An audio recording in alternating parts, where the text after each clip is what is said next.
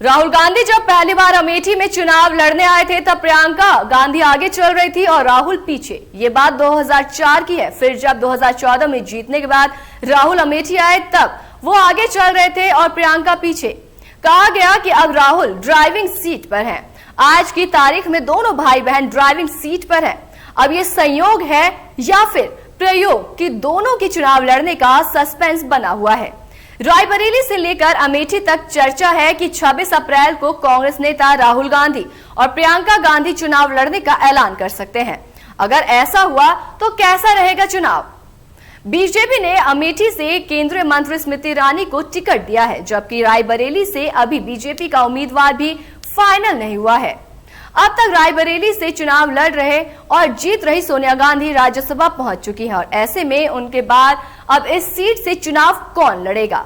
परिवार से प्रियंका गांधी या फिर पार्टी का कोई और नेता?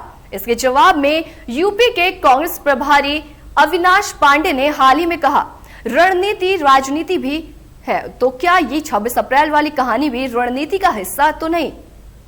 दरअसल रायबरेली दशकों तक ये कांग्रेस और गांधी नेहरू परिवार का गढ़ रहा। अमेठी में कांग्रेस ऑफिस में सन्नाटा पसरा है। राहुल बिना सब सुना का बैनर बस लगा है। कांग्रेस ऑफिस देखकर लग नहीं रहा है कि महीने बाद चुनाव होने हैं यहाँ। आपको बता दें कि जब पहली बार राहुल गांधी अमेठी में चुनाव लड़ने आए थे तब प्रियंका गांधी आगे चल रही थी और राहुल गांधी पीछे। ये बात 2004 की है। फिर जब 2014 में जीतने के बाद राहुल गांधी अमेठी आए तब राहुल गांधी आगे चल रहे थे और प्रियंका गांधी पीछे। और कहा जा रहा था कि राहुल गांधी ड्राइविंग सीट पर है। आज की तारीख में वैसे दोनों भाई बहन ड्राइविंग सीट पर। अब ये संयोग है या फिर प्रयोग कि दोनों के चुनाव लड़ने पर सस्पेंस बना है। दरअसल 2 महीने पहले ही राहुल गांधी न्याय यात्रा से लेकर अमेठी आए थे, पर माहौल कुछ खास नहीं बन पाया था।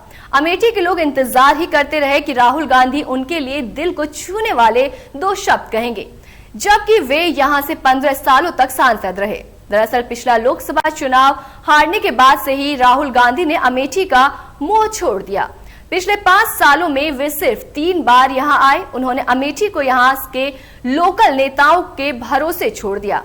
उधर केंद्रीय गृह मंत्री और बीजेपी के चाणक्य कहे जाने वाले अमित शाह ने अपने एक टास्क दिया था विपक्ष के लोगों को बीजेपी में शामिल कराने का। हर दिन अमेठी के कुछ कांग्रेस नेता बीजेपी में जा रहे हैं।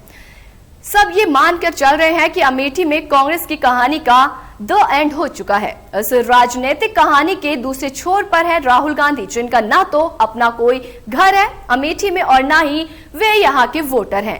राजनीति में टाइमिंग और मैसेज पूरी बाजी पलट देते हैं और इस मामले में स्मृति ईरानी उनसे हर लिहाज में भारी पड़ रही हैं। 2014 में चुनाव हारने के बाद भी उन्होंने अमेठी को हमेशा अपना घर माना और यहाँ के वोटरों को अपना परिवार। अब राहुल की इसी कमजोरी को उन्होंने अपना इमोशनल दाव बना लिया है। अमेठी लोकसभा में विधानसभा की 5 सीटें हैं। 2 सीटें समाजवादी पार्टी जीत गई है और बाकी 3 पर बीजेपी का कब्जा रहा। हाल में हुए राज्यसभा चुनाव में समाजवादी पार्टी के दोनों विधायकों ने बीजेपी की मदद की और पिछले कई चुनाव में समाजवादी पार्टी लोकसभा चुनाव में कांग्रेस का समर्थन करती रही है। अखिलेश यादव ने कांग्रेस से कहा कि अगर राहुल और प्रियंका में से कोई चुनाव नहीं लड़ रहे हैं तो फिर बड़ा गलत मैसेज जाएगा। यूपी में कांग्रेस अपने सबसे बुरे दौर से गुजर रही है। एक गलत फैसला पार्टी को डुबो सकती है। अब ये राहुल और प्रियंका को तय करना है, उनका रास्ता कांग्रेस को बचाने का है या फिर पार्टी के भाग्य भरोसे छोड़ देना है।